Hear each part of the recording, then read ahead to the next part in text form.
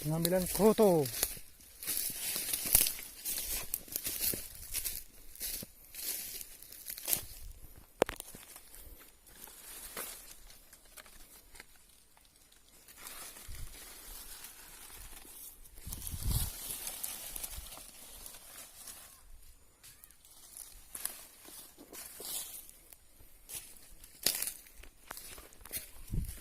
Ini besar guys,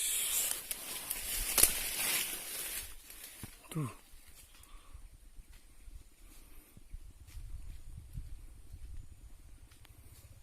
krotonya. Sini masih banyak juga nih guys. Lihat di sini, lumayan banyak lah. Ada 3 sarang lagi, 2 ya kayaknya. Tuh guys,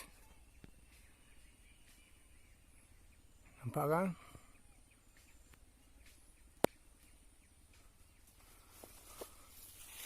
Mana itu lagi guys?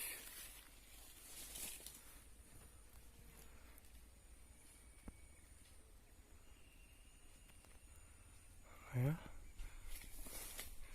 telurnya cukup banyak juga guys. Kita jemur dulu.